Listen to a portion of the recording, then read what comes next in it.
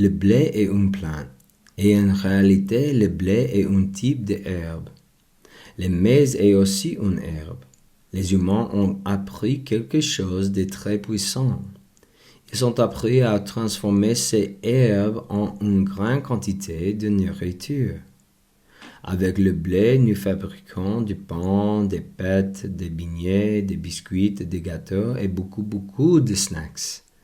Avec le maïs, nous produisons du sirop de maïs, de la farine de maïs et de nombreux aliments sucrés ou transformés. Cette découverte aide à nourrir de grandes populations et à construire la société moderne. Quand nous mangeons aujourd'hui un beignet, du pain ou des bonbons, nous consommons souvent des produits qui viennent de blé ou de maïs. Ces aliments ne ressemblent plus à des herbes, mais c'est leur origine. Les humains ont utilisé le broyage, la chaleur et le raffinage pour transformer les grains d'herbe en aliments doux, sucrés et faciles à manger. Cela a rendu la nourriture moins chère, plus durable et facile à conserver.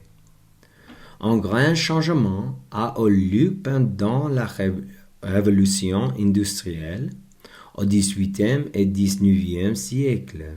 Les nouvelles machines ont permis de moudre de blé beaucoup plus rapidement et de produire de grandes quantités de farine très raffinée. Le pain blanc et les produits transformés sont devenus accessibles à presque tout le monde. La consommation de blé et de maïs a alors fortement augmenté.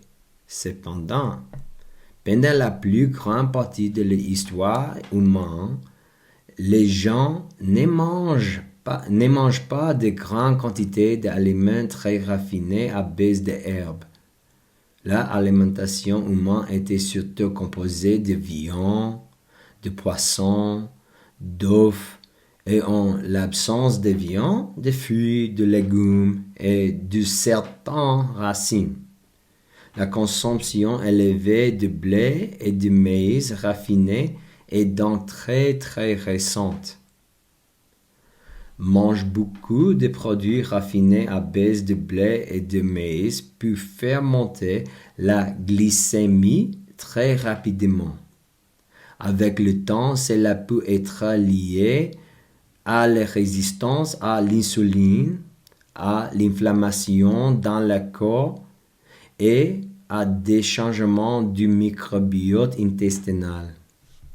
Aujourd'hui, de nombreuses sociétés observent des niveaux élevés d'obésité, de diabète, de maladies cardiaques et d'autres problèmes de santé chronique. Les chercheurs travaillent encore pour comprendre comment les aliments modernes très transformés peuvent jouer un rôle dans ces tendances. Aujourd'hui, les scientifiques étudient comment le corps humain réagit à ces aliments modernes. Comprendre l'histoire du blé et de sa transformation nous aide à poser des meilleures questions, à observer des tendances et à faire des choix plus réfléchis sur ce que nous mangeons.